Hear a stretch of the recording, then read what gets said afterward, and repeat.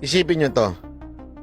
Nung nagsalita si Sandro Marcos, ang dahilan niya kung bakit gumawa sila ng resolution, kasi meron daw binanatan. Ayaw pa nga niyang pangalanan si Pangulong Duterte, pero may binanatan. Kilala naman natin kung sino yung binanatan, di ba? Si Franz Castro. Alam naman natin kung anong karakas ni Franz Castro.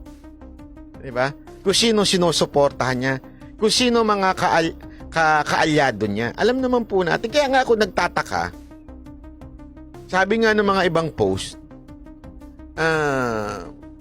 Congressman Sandro Marcos, wag mong kalimutan na si Pangulong Duterte ang nagpablibing sa lolo mo sa libingan ng mga bayani.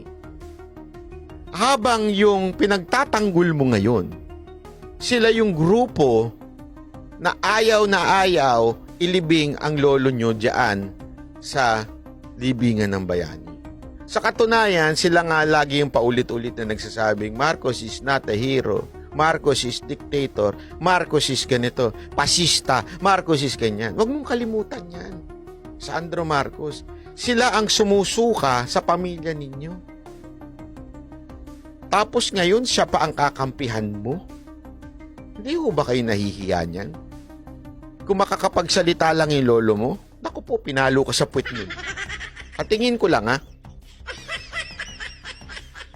feeling ko lang kung nakakapagsalita pa si Pangulong, dating Pangulong Marcos, yung senior, malamang kinurot ka nun sa singit.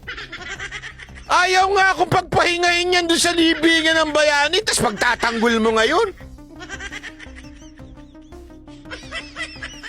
Ang tagal ko nga nandun sa museo, hindi ako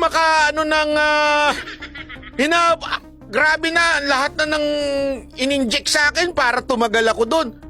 Ang nakapag-isip lang at nakapag-push at malakas na loob at matapang na tao na ipalibing ako, si Pangulong Duterte, tapos siya pa yung gaganyan ninyo.